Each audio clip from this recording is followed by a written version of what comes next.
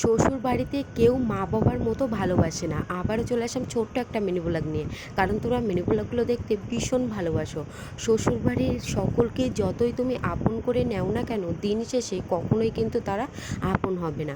এখন ঘন্টার পর ঘন্টা যতই কাজকর্ম করি না কেন, উনুন ধারে যতই রান্না করি না কেন, যতই তাদের সেবা যত্ন করি না কেন, মা বাবার মতো আপন এই দুনিয়াতে কেউ হয় না। জানো তো মা, এখন আর কেউ বলে না যে বাবা মাথায় চিরুনিটা কর, চুলের একটু যত্ন নে, মুখের ফেসটার একটু যত্ন নে, এই কাজটা করতে হবে না, তোর কষ্ট হবে, এটা পারবি না, এই দিকে চলে আয়, আয় একটু সেবা জায়গায় এসে বস, একটু ঘরের তলে আয়।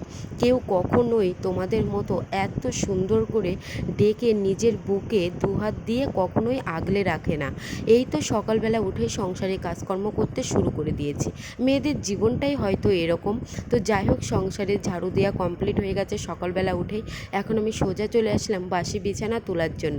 ভাবা যায় আগে কিন্তু আমি কোনো কাজই করতাম না বাপের বাড়িতে, একটা কাজও করতামই না। আর এখন আমাকেই পুরো সংসারের কাজকর্ম করতে হয় ঘন্টার পর ঘন্টা। ক্লান্ত আমও হয়ে পড়ি মা, কিন্তু কাউকেও বলতে পারি না। আর তুমি তো মুখের ভাব দেখলেই বুঝে যেতে যে তোমার মেয়ের কি হয়েছে কি না হয়েছে। তো যাই হোক, এদিকে আমার বিছানা তোলাও কমপ্লিট হয়ে গেছে। এখন আমি সোজা চলে আসলাম উনুন ধারে রান্না করার জন্য।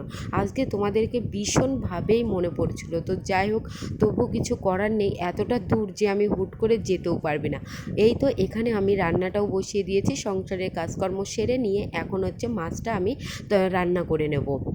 আজকে একটু অভিমানের সুরেই ভিডিওটি আমি করলাম। জানি না আমার ভিডিও কার কাছে কেমন লাগবে, কিন্তু আমার মনে যে অভিমানগুলো জমা হয়েছিল সেইগুলোই আজকে আমি তোমাদেরকে শেয়ার করলাম। এই তো মাছটা কেটে আমি রান্নাটাও কিন্তু বসিয়ে দিয়েছি মাটির উনুনে। এখন যতই ঘন্টার পর ঘন্টা বসে কাজকর্ম করি না কেন, তবুও কেন জানি না ক্লান্ত উপভোগই করি না।